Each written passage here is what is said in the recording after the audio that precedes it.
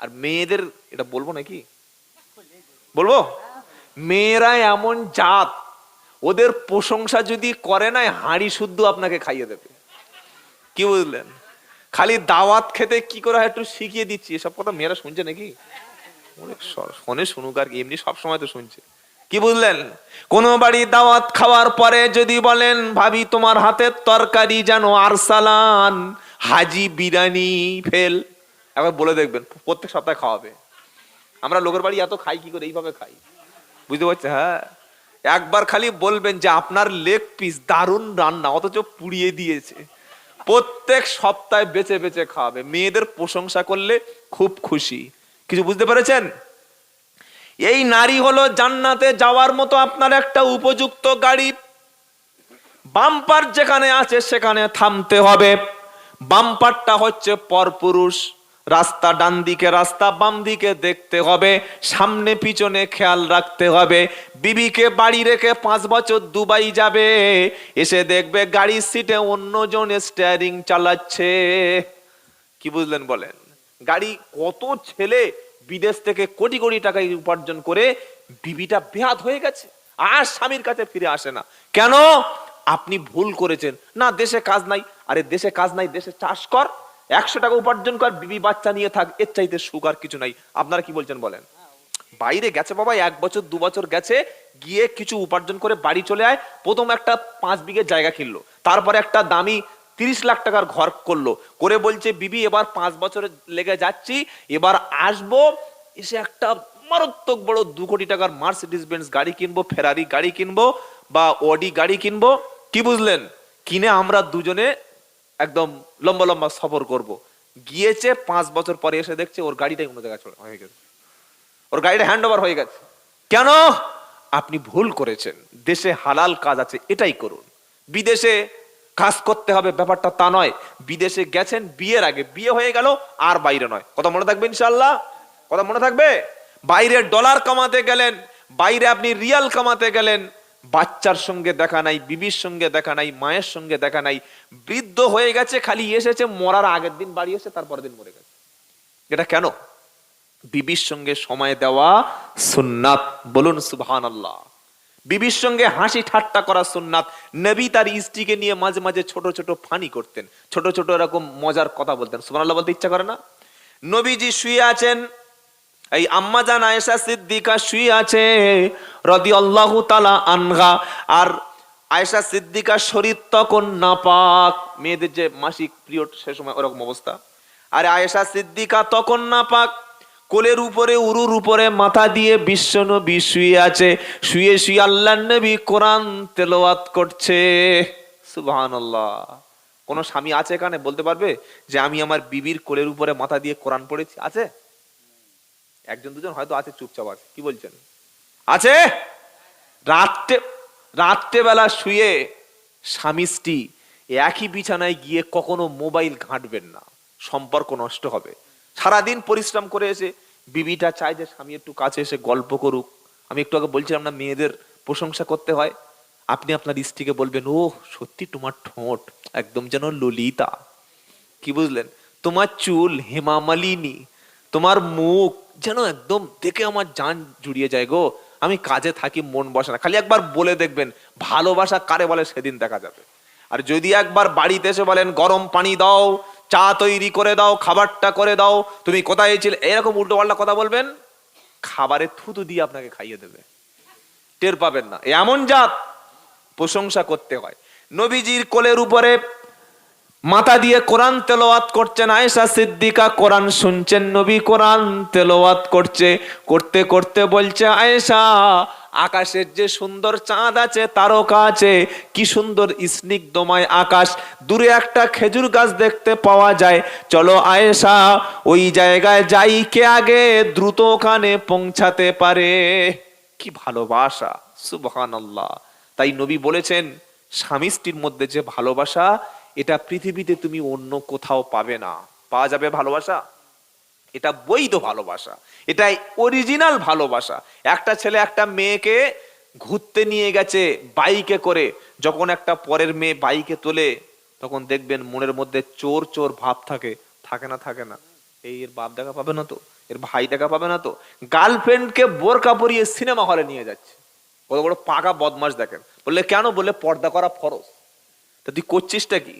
মুরগি চুরি করছে, উজু করে যাচ্ছে, বলছে কেন? বলছে আল্লাহ নবী প্রত্যেকটি ভালো কাজের শুরুতে উজু করে নিতেন। কত বড় বদমাশ, বুঝতে পারছেন? গার্লফ্রেন্ডকে নিয়ে যাচ্ছে সিনেমা হলে বোরকা পরিয়ে, অধিকাংশ এখন দেখছি, আমি তো দেখি মাঝে মাঝে, বোরকা পরিয়ে সিনেমা হলে নিয়ে যাচ্ছে। কেন? বললে না, এটা ওর প্রোটেকশন, এটা পর্দা। কিন্তু আসল ডাল মে কুচ কালা হয়, আসল ব্যাপারটা ও সমাজ থেকে মুখ লুকানোর জন্য এই কাজটা করছে। কথা বুঝতে পারছেন না? পারেন নাই তো পরের মেয়েকে নিয়ে ঘুরবেন, মনের মধ্যে চোর চোর ভাব, আর বিয়ে করে বিবির হাত ধরে গ্রাম থেকে বার হয়ে যাবেন। সকলে কি বলবে? ওহ, ছেলেটা মেয়েটার মধ্যে কি মিল আছে দেখছো? বলবে না? বলবে না? এটা হচ্ছে হালাল আর হারামের পার্থক্য এখানে। আপনি বিয়ে করেছেন এই গ্রামে, আপনার শ্বশুর বাড়ি, সকালে আসলে সকলে সম্মান করবে, রাত্রে আসলে কেউ কিছু বলবে না। দুপুরে আসুন, দিনে আসুন, সন্ধ্যায় আসুন, খালি আসুন, সালাম দিন, বিবির ঘরে ঢুকে যান, কেউ কিছু নিষেধ করবে? কথা বলেন না।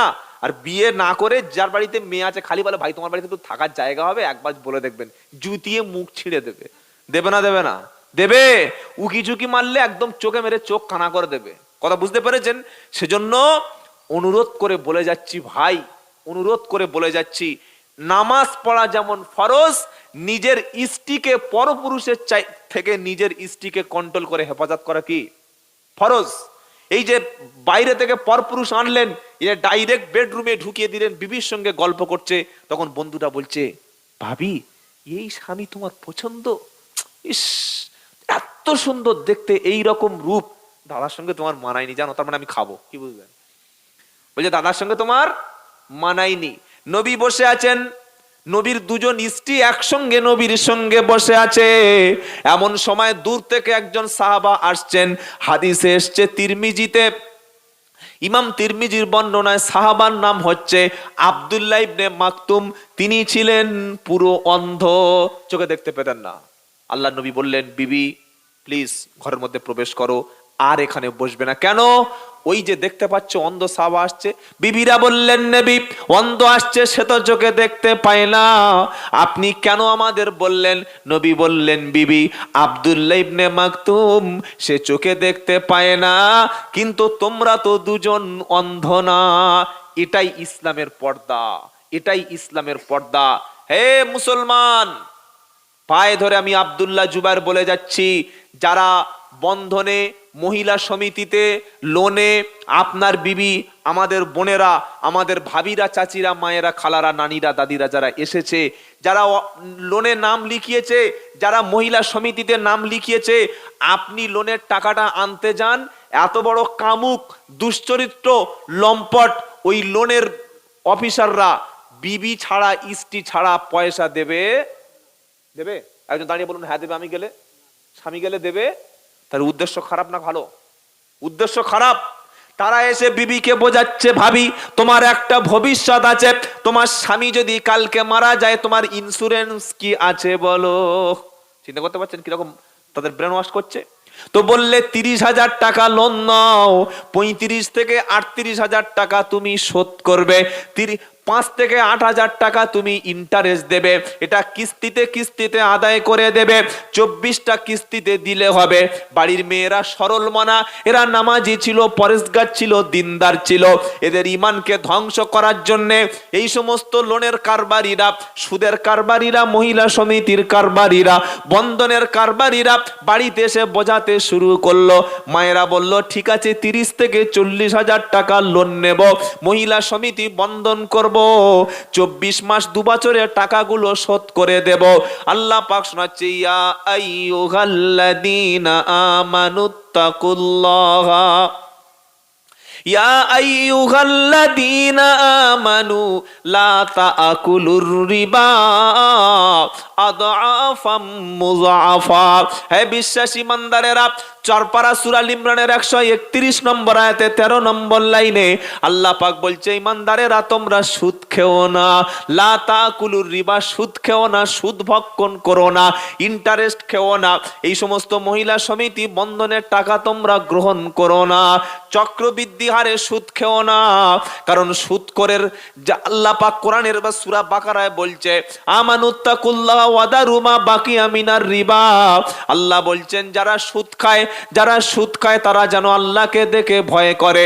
আল্লাহ দেখে যদি ভয় না করো, আল্লাহ বলছে ঈমান যদি তোমরা রাখতে চাও, ঈমান নিয়ে কবরে যেতে চাও, জাহান্নামের আগুন যদি থেকে বাঁচতে চাও, মহিলা সমিতি বন্ধনকে না বলো, তওবা করে সুদ তোমরা ছেড়ে দাও। ইন কুনতুম মুমিনিন, যদি বলো আমি একজন ঈমানওয়ালা, ফাইল্লাম তাফআলু, যদি তুমি সুদ না ছাড়ো, যদি তুমি এ সমস্ত হারাম কারবার না ছাড়ো, ফাদানু বিহারবিম মিনাল্লাহি ওয়া রাসূলিহি, আল্লাহ বলছে আল্লাহ এবং রাসূলের পক্ষ থেকে তোমার বিরুদ্ধে যুদ্ধের ঘোষণা রইল। বলুন বলুন, ভেবে বলুন, আপনার স্ত্রী, আপনার মেয়ে, আমার মা, আমার চাচি, যারা মহিলা সমিতি বন্ধন লোন গ্রুপের নাম লিখিয়েছে, আল্লাহ বলছে ওরা তো আল্লাহ এবং রাসূলের বিরুদ্ধে যুদ্ধে নেমে গেছে। নাউযুবিল্লাহি মিন যালিক। প্রত্যেকটা মুসলমান ঘরে আল্লাহ এবং রাসূলের বিরুদ্ধে যুদ্ধ চলছে।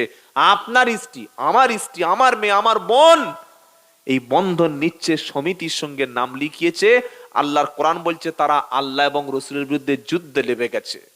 হাদিস শরীফ এসছে সুদের মধ্যে 70 রকমের পাপ আছে। পাপ সবচাইতে সুদের ছোট পাপটা কি জানেন? শুনলে অবাক হয়ে যাবেন। সুদের সবচাইতে ছোট পাপ হলো নিজের মায়ের সঙ্গে জেনা করা। নাউজুবিল্লাহ বলতে ইচ্ছা করলো না? নিজের মাকে বিয়ে করা। অনেকে বলবেন হুজুর গরিব মানুষ, সংসার চলে না। আচ্ছা আপনি বলুন, ফাতেমা রাদিয়াল্লাহু তাআলা আনহার চাইতে আপনার সংসারে কি বেশি অভাব?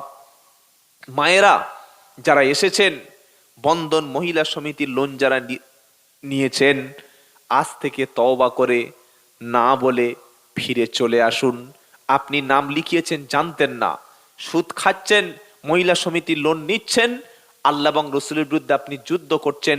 নিজের মাকে বিয়ে করলে, মায়ের কাছে থাকলে যে পাপ, এই সুদের সঙ্গে ইনভলভ হলে আল্লাহর নবী বললেন সেই পাপ, এই একই পাপের কাজ সমাজে হচ্ছে। আপনি কাদের জন্য আল্লাহর কাছে দোয়া চাইবেন বলুন তো? কাদের জন্য আপনি কাঁদবেন? কোন মুসলমানদের জন্য কাঁদবেন যে মুসলমান আল্লাহর সঙ্গে যুদ্ধ করছে? অভাব হয়, গরিব হালতে আল্লাহ রেখেছে, আল্লাহ যতটুকু উপার্জন রেখেছে তার উপরে সন্তুষ্ট থাকলে আল্লাহ আপনার দুনিয়াতে কষ্ট দেবে, কিন্তু অনন্তকাল সুখের জায়গা আল্লাহ জান্নাত দিয়ে দেবেন। সুবহানাল্লাহ।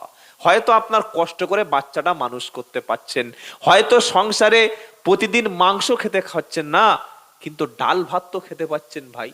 প্রতিদিন হয়তো আপনি দামি মাছ কিনতে পাচ্ছেন না, কিন্তু আলু আর একটু সবজি তো হালাল ভাবে খেতে পারছেন। এটার মধ্যে সুখ আছে, এটায় শান্তি আছে, এটা কোনো কষ্ট নাই। কিন্তু যারা কোটি কোটি টাকার মালিক, দামি গাড়ি চড়ছে, দামি বাড়িতে শুচ্ছে, আপনি ভাবছেন অনেক সুখে আছে, একবার বাড়িতে গিয়ে দেখুন বিবির কাছে সময় দিতে পারে না, বাচ্চার সময় দিতে পারে না, কখনো ভালো খেতে পারে না, রাতভর ঘুমাতে পারে না, শুধু টাকা টাকা টাকা করতে করতে করতে করতে 40 বছর বয়সের আগে বলল 450 সুগার। কি বললো? সুগার, হার্ট খারাপ, ব্লাড ক্যান্সার, ব্রেন টিউমার, 8টা-10টা রোগে জড়িয়ে গেল। এইবার সব ছেড়ে দিয়ে মসজিদে দেখি চেয়ার নিয়ে বসে বসে নামাজ পড়ছে। কেন ভাই চেয়ার? আপনাদের মসজিদে চেয়ার এখনো আসেনি, আসবে খুব তাড়াতাড়ি। মসজিদে চেয়ার বললে কেন? বললে অসুস্থ ব্যক্তি তো সেজন্য চেয়ার। গরিব মানুষ পরিশ্রম করে হালাল খায়, আল্লাহ কোনো মারাত্মক ধরনের ব্যাধি তাকে দেবেন না। বলুন সুবহানাল্লাহ। আর যদি দেয়, এর ওসিলায় আল্লাহ মুমিন বান্দার গুনাহগুলো মাফ করে তার জান্নাত দিয়ে দেবেন। সুবহানাল্লাহ বিহামদিহি সুবহানাল্লাহ আযীম। অনুরোধ করে বলে যাচ্ছি মায়েরা, সুদ, মহিলা সমিতি বন্ধন লোনে যারা নাম লিখিয়েছেন, আজকের তওবা করে ফিরে আসুন, আর কখনো এই কাজ করব না। সকলে বলুন ইনশাআল্লাহ। আপনি স্বামী, আপনি আপনার স্ত্রীকে ফরজ পর্দার সঙ্গে রাখবেন। ছেলেকে যখন বিয়ে দেবেন, মেয়ের বাপের কাছ থেকে একটা পয়সাও দাবি করবেন না, এটা হারাম। শূকরের মাংস কেউ যদি বিসমিল্লাহ বলে খায়, হালাল হবে? হবে না। কেউ যদি কুকুর বিসমিল্লাহ বলে জবাই করে চামড়া ছাড়িয়ে ভালো বিরিয়ানি করে খায়, হালাল হবে? হবে না। শূকরের মাংস যেমন হারাম, কুকুর খাওয়া মুসলমান ইমানদারদের জন্য যেমন হারাম, ঠিক তেমন ভাবে ছেলেকে বিয়ে দেওয়ার সময় কন্যা পক্ষর কাছ থেকে টাকা ডিমান্ড করা, R15 বাইক চাওয়া, পালসার বাইক চাওয়া, ভার্সন 4 বাইক চাওয়া, রয়্যাল এনফিল্ড গাড়ি চাওয়া, ক্যাশ 3 লাখ টাকা চাওয়া, মেয়ের বাপ দিতে পারছে না, তাকে জমি পর্যন্ত বিক্রি করে ছেলের বাপ বিয়ের সময় যতটুকু আসে 1.5 লাখ, 2 লাখ, 3 লাখ টাকা ডিমান্ড করে, এটা একেবারেই নিকৃষ্ট পর্যায়ের হারাম। এই কাজ যেন আমরা করব না। এ কাজ করা মানে হলো নারীদের প্রতি, নারী জাতির প্রতি জুলুম করা, তাদের উপরে অত্যাচার করা, নারী জাতিকে ঠকানো। আরে ভাই, যে ব্যক্তি আপনার শ্বশুর, যে মহিলাটা আপনার স্ত্রী হচ্ছে, আপনার কাছে আসার আগে সে ছিল তার পিতার রাজকন্যা, সে তার পিতার কাছে সবচাইতে ভালোবাসার কন্যা ছিল, পিতার কাছে বুকের একটা তাজা রক্ত ফুল ছিল, সবচাইতে আপন বস্তুটা তোই আপনার হাতে দিয়ে দিল। বরং উচিত ছিল কিছু টাকা শ্বশুরের হাতে দিয়ে দেওয়া, উচিত ছিল কিছু পয়সা শ্বশুরকে গিফট করা, বিয়ের পরে শ্বশুরকে খাইয়ে তার পায়ে ধরে ক্ষমা চেয়ে নেওয়া, যে আব্বা বা যাই বলেন, সবচাইতে মূল্যবান সম্পদ আপনি দিয়েছিলেন। এই স্ত্রী না পেলে আমার চরিত্র তো ধ্বংস হয়ে যাচ্ছিল। এই স্ত্রী এসে আমাকে নামাজি বানিয়েছে, এই স্ত্রী এসে আমাকে মদের হাত থেকে বাঁচিয়েছে, এই স্ত্রী এসে আমাকে সুদের হাত থেকে বাঁচিয়েছে, এই স্ত্রী সংসারে আসার পরে আমি শান্তিতে ঘুমাতে পারি, আমি দুমুঠো খেতে পারি, আমি তাহাজ্জুদে আরাম পাই, আমি সংসারের সমস্ত শান্তি স্ত্রীর কাছে পাই। এত মূল্যবান জিনিস দিয়েছেন, রাখুন, এটা আপনাকে গিফট করলাম। কোনো বেটা ছেলে আছে শ্বশুরকে গিফট করেছে? আছে কেউ? হ্যাঁ, হয়তো যদি থাকে একজন বা দুজন। শ্বশুর বাড়ি থেকে নেওয়ার লোকের অভাব নাই। এ কাজ করবেন না, এ কাজ করবেন না। বিয়ে করবেন সেই নারীকে। আর কয়েকটা কথা বলে আমরা বিদায় নেব, 12টা বেজে গেছে, বেশি কথা আলোচনা করব না। আর আমার সত্যি বলতে শরীর প্রচন্ড অসুস্থ। আপনারা একটু আমার জন্য দোয়ায় মানে আল্লাহর কাছে বলবেন যে আল্লাহ যেন আমাকে সুস্থ করে দেয়। আমিন বলেন। নাকি রেগে গেলেন বললাম বলে? হ্যাঁ, একটু দোয়া করবেন। প্রচুর অসুস্থ। কি কি অসুস্থ? এই গলার অবস্থা বুঝতে পারছেন, গলাটা পুরো ঠান্ডায় ধরে গেছে। আসলে এই পরশুদিন আমি ত্রিপুরায় গিয়েছিলাম, ওখানে ঠান্ডা অনেক বেশি, ঠান্ডা লেগে গেছে। আর এই প্রত্যেক দিন 2 ঘন্টা 3 ঘন্টা করে এরকম কথা বলা, আর তারপরে আমার শরীরের যে অবস্থা বুঝতে পারছেন তো। দেখে কি মনে হচ্ছে মোটামুটি 1 কুইন্টাল 20-30 কেজি হবে। কি মাত্র 50 কেজি? সুবহান, মানে হাড় আর গোশ মিলিয়ে বললাম। আল্লাহ মাফ করে দিক, বলো না আমিন। তো আল্লাহ ভালো রেখেছে, কোনো রোগ তেমন কিছু নাই। তবে কি জানেন, ঘুমটুকু হয় না। যারা বক্তব্য করে তাদের ঘুম হয় না। আপনারা সারা রাত ঘুমান, আপনারা যখন মশারি খুলে মানে বিছানাটা তুলতে যান, সেই সময় আমাদের মশারি টাঙানো হয়। এই এখান থেকে বাড়ি ফিরতে ফিরতে ফজর হবে 5টা, গিয়ে নামাজ পড়তে হবে, একটু ঘুমাবো, আবার সকাল 9টায় ওঠা। এই আমাদের প্রতিদিন রুটিন। পড়াশোনা আছে, বিভিন্ন মাদ্রাসা মসজিদের দায়িত্ব আছে, সবগুলো পালন করতে হয়। তো যাই হোক, এটা গর্বের সঙ্গে বলছি ব্যাপারটা তা নয়। কোনো ব্যক্তি অসুস্থ হলে আমরা তার জন্য দোয়া করব, বলুন ইনশাআল্লাহ। বলুন ইনশাআল্লাহ। ছেলেকে বিয়ে দেবেন, কয়েকটা কথা বলে বক্তব্য শেষ করি। আগে দেখবেন মেয়েটার চরিত্র আছে কিনা। দিনদার পরেশগার শিক্ষিত মেয়ে পেলে আপনার সন্তানের জন্য উপযুক্ত পাত্রী হিসেবে নির্বাচন করবেন, বলেন ইনশাআল্লাহ। আর আপনার যদি কোনো মেয়ে থাকে, মেয়েদের প্রতি লাঞ্ছনা বঞ্চনা অবহেলিত করবেন না। মেয়েটাকে উপযুক্ত শিক্ষা দিয়ে, যেরকম স্কুলে যে মিশনে মেয়েকে পড়ালে পর্দা মেনটেন করে বজায় করে মেয়েটা ডাক্তার হবে, মাস্টার হবে, মেয়েটা ইঞ্জিনিয়ার হবে, শিক্ষার্থী হবে, মেয়েটা বড় ধরনের শিক্ষিতা তৈরি হবে, সেই রকম মাদ্রাসা বা সেই রকম মিশনে, সেই রকম ইনস্টিটিউশনে জমি বিক্রি করে হলো আপনার মেয়েটাকে পড়াশোনা শেখাবেন। সংসারে একটা মা যখন শিক্ষিত হবে, পুরো ফ্যামিলিটা শিক্ষিত হবে। কথা মনে থাকবে ইনশাআল্লাহ। মেয়েদেরকে উপযুক্ত শিক্ষিত করেই তবে তাকে শ্বশুর বাড়িতে পাঠাবেন। নাম্বার 2, বিয়ে করে আপনার পুত্রবধূ হোক বা আপনার স্ত্রী হোক, কখনো কষ্ট দেবেন না। তার মা ছেড়ে, বাপ ছেড়ে, ভাই ছেড়ে, স্বামী ছেড়ে, সব ছেড়ে আপনার কাছে পড়ে আছে, শুধু খাওয়ার জন্য নয়, একটু ভালোবাসা, একটু ভালো ব্যবহারটা পেতে চায়। নবী বললেন সেই ব্যক্তি আল্লাহর কাছে উত্তম যে তার পরিবারের কাছে, স্ত্রী পুত্রের কাছে উত্তম। আমি নবী মুহাম্মদ মুস্তাফা সাল্লাল্লাহু আলাইহি ওয়াসাল্লাম, আমি আমার পরিবারের কাছে উত্তম আদর্শ স্বামী। বলুন সুবহানাল্লাহ, বলুন সুবহানাল্লাহ। উত্তম আদর্শ স্বামী আমি। আপনার তাহাজ্জুদ, আপনার দাড়ি, টুপি, পাঞ্জাবি, মেসওয়াক কোনো কাজে লাগবে না যদি আপনি স্ত্রীর কাছে ভালো স্বামী না হতে পারেন। আমি তো এই সবাইকে দেখছি, আমার দেখে মনে হচ্ছে যারা বসে আছে সব একদম পাকা পাকা পাকা পাকা ফেরেস্তা, কি বুঝলেন? আর আপনারা মনে করছেন যে লোকটা উপরে বসে আছে মানে একদম ভিটামিন যুক্ত মাল। কিন্তু আমি যে কত ভালো আমার বউ জানে। কি আমি জালি মাল কি অরিজিনাল আমার বউ জানে। আর আপনারা কত ভালো আপনাদের স্ত্রীরা জানে না, জানে না। কে কত ভালো তার বাড়ির লোক সার্টিফিকেট দেবে। ও বাইরে থেকে সাজিয়ে অনেক কিছু আনানো যায়। এই দেখেছেন না, মানুষ মরে গেলে সাদা কাপড় পরিয়ে, নাকে এটা সেটা দিয়ে, ভালো আতর মাখিয়ে দিয়ে, কবরে যখন মাইয়তকে শোয়ানো হচ্ছে তখন একজন দোয়া বলে দিচ্ছে, বিসমিল্লাহি ফি সাবিলিল্লাহ ওয়া আলা মিল্লাতি রাসূলিল্লাহ, আল্লাহর ধর্মের উপরে, আল্লাহর নামে, রসুলের দিনের উপরে ছেড়ে দিলাম। ফেরেশতারা এসে দেখছে যে উফ, উপরে সাদা কাপন, ভিতরে আতর, আর কাপন খুলে দেখছে পাচা থেকে পেশাব করে পানি নেই গন্ধ বার হচ্ছে। কে? ফেরেশতারা মুখটা খুলেছে, দেখছে মদের গন্ধ, মিথ্যার গন্ধ, গীবতের গন্ধ, গালাগালির গন্ধ, অশ্লীল কথা বলার গন্ধ, ঝগড়া বাঁধানোর গন্ধ। পৃথিবীতে অনেক মানুষ আছে ঝগড়াটে, আছে না? আছে না? নাই? ঝগড়াটে, বদমেজাজি, কটু ভাষী ব্যক্তি জান্নাতে যাবে। যদি কোনো মা এখানে থাকেন, শাশুড়ি থাকেন, শুনে রাখুন, যে কোনো কথায় আপনার বৌমাকে কষ্ট দেন, আপনার নামাজ আপনাকে জান্নাতে নিয়ে যাবে না। আপনার পুত্রবধূকে নিজের মা, নিজের মেয়ে বলে মনে করুন। সে এসেছে আপনার কাছে, ভাবুন এটা আপনার মেয়ে। ভুল করবে, হাজারবার ভুল করবে আপনার ছেলের বউ, আপনি ক্ষমা করবেন। হয়তো একটা রান্না করতে ভুল করেছে, ক্ষমা করে দেন। ছেলে আসলে ছেলের কানে, এই ছেলে, তোর বউ খুব বাড়াবাড়ি করছে, সে আমার কথা শোনে না, এত বাজে বাজে বাজে বাজে কথা ছেলের কানেতে ভারী করে দিয়েছে, সংসারে ঝগড়া বেঁধে গেছে। আছে না? নাই? আরে হ্যাঁ না বলেন না? হয়। আবার অনেক বৌমা আছে, ভাবি আছে, এরা এমন 5G যুগের ভাবি, স্বামী বাড়িতে আসলে আগে মায়ের নামে উল্টো পাল্টা বলে বলে বলে বলে কান ভারী করে দেয়। তোমার মা আমার দেখতে পারে না জানো, আমি খেলে সহ্য করে না জানো, কাজ করলে এমন বলে দিয়েছে সংসার থেকে আদা। এই দুজনেই হচ্ছে শয়তান, দুজনেই বদমাস।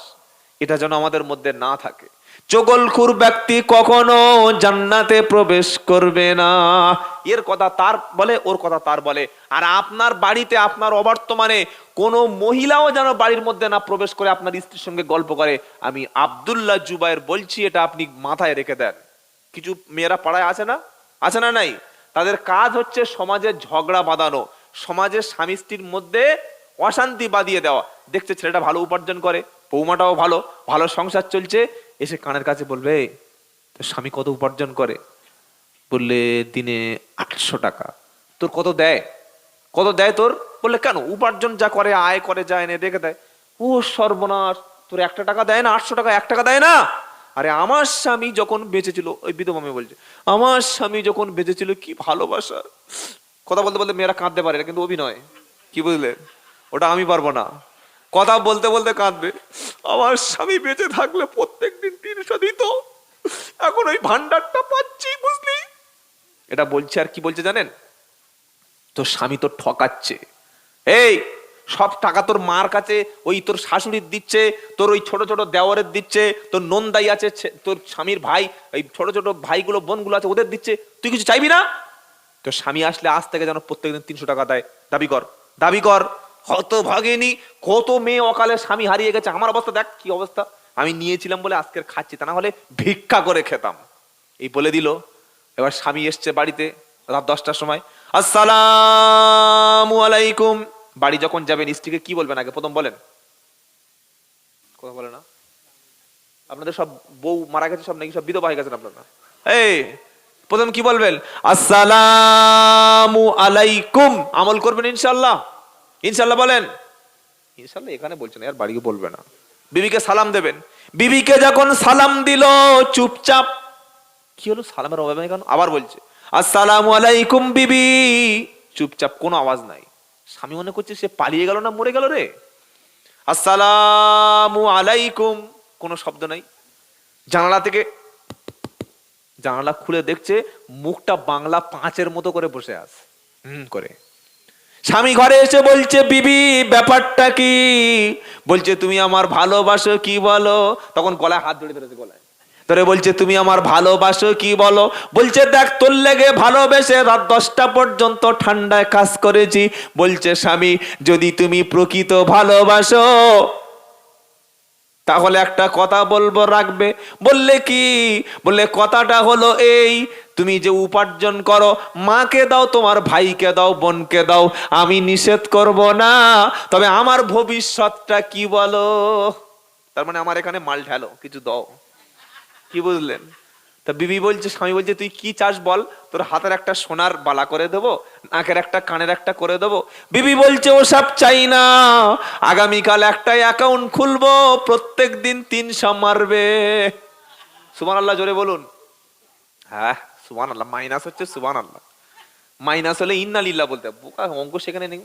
এই বাবারা, সোনার আলালেরা, এই যে মেয়েটা আপনার বাড়িতে আসলো, কানে কানে কানে কানে সংসার ভাঙানোর কথাটা বলল, এই মেয়েটা হচ্ছে প্রকৃত শয়তান, এটাই হচ্ছে খন্নাস। এই রকম সংসার ভাঙার মেয়ে সমাজে আছে না নাই? ইসলাম বলছে এই ব্যক্তিটা আল্লাহর কাছে সবচাইতে নিকৃষ্ট, যার কথার দ্বারায় সমাজে কোনো দাঙ্গা বেঁধে যায়, যার কথার দ্বারায় সমাজে কোনো ফিতনা সৃষ্টি হয়। আল ফিতনাতু আসাদ্দু মিনাল কতল, ফিতনা হলো হত্যার চাইতে আরো জঘন্য অপরাধ। কথা মনে থাকবে? কথা মনে থাকবে ভাই? আমল করবেন, নিজের স্ত্রীকে ভালোবাসবেন, খেতে দেবেন, কখনো কষ্ট দেবেন না। স্ত্রী ভুল করলে, অনেক স্বামী আছে তুই কুকুরের বাচ্চা, তোর রক্ত খারাপ, তোর স্বভাব খারাপ, তোর বংশ খারাপ, এরকম বলে না? বলে না? বলে না? ছি ছি ছি ছি ছি। স্ত্রী একটা ভুল করেছে, বংশ তুলে গালি দিচ্ছেন। সে যদি ঘুরিয়ে বলে তুমিও কুকুরের সন্তান, কি হবে তখন? বলো তো, বাটা তো কুকুর হয়ে গেল।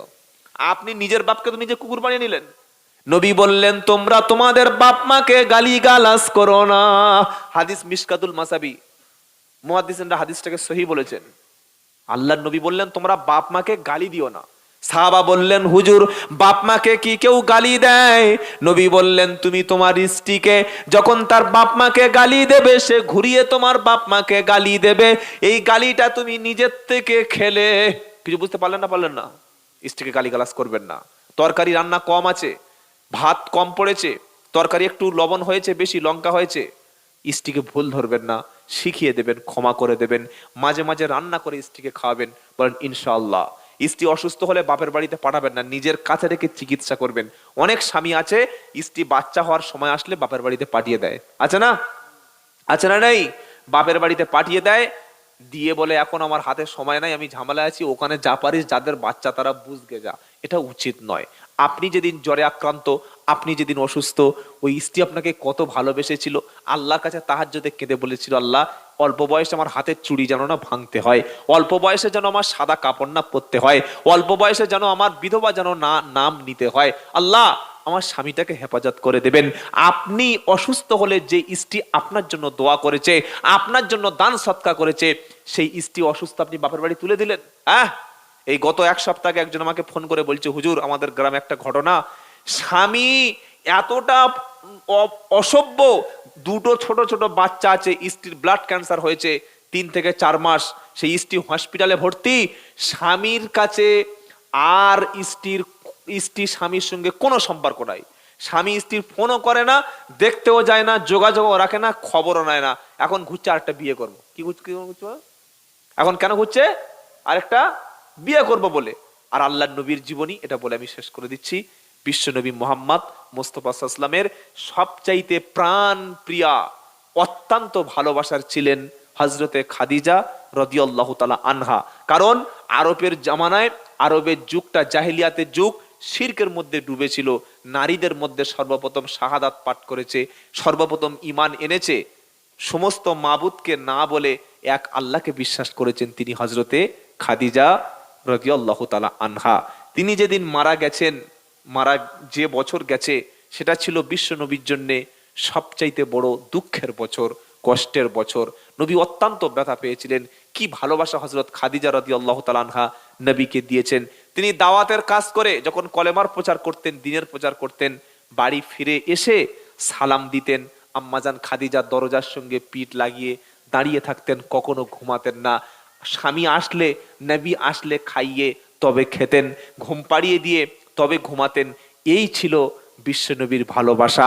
তিনি ইন্তেকাল করলে আল্লাহর নবী প্রচুর কষ্ট পেলেন। আর এখন আমাদের কিছু স্বামী আছে, বিবি অসুস্থ, ভাবছে আল্লাহ সবে এক ছেলে, আমার বয়স সবে 35, যদি আল্লাহ বউটাকে নেবে তাড়াতাড়ি নাও, না তো আর 5 বছর হয়ে গেলে বিয়ে করার মেয়ে পাবো না। কি বুঝলেন? এটা ভালোবাসা হলো না? কখনো নয়। স্বামী স্ত্রীর জন্য দোয়া করবেন, স্ত্রী স্বামীর জন্য দোয়া করবেন, বলেন ইনশাআল্লাহ। 5 ওয়াক্ত ফরজ সালাত আদায় করবেন। আপনার স্ত্রীকে ফরজ সালাত আদায় করানোর জন্য অবশ্যই বলবেন। মেয়েদের জন্য নবী বললেন জান্নাতে যাওয়া সহজ। ইজা সাল্লাত খামসাহা ওয়া সামাত সারাহা, নবী বললেন 4টি কাজ যদি কোনো মেয়ে ছেলে করে, মরণের সাথে সাথে আল্লাহ তাআলা 8টা জান্নাতের দরজা খুলে দেবেন। নাম্বার 1, 5 ওয়াক্ত ফরজ সালাত। আমার মায়েরা, যত কাজ থাক কোনদিন নামাজ কাজা করবেন না। যতই কাজ থাক, নামাজের সাথে সাথে ফজরের নামাজের পরে কোরআন তেলাওয়াত করুন, রাত্রে কোরআন তেলাওয়াত করুন। যদি বাড়িতে আপনার রহমত না আসে, আপনি বলবেন সংসারে অশান্তি, বরকত হচ্ছে না, রোগ ব্যাধি বালা মুসিবত, বিশ্বাস করুন আপনার বালা মুসিবত আপনি নিজেই টেনে এনেছেন।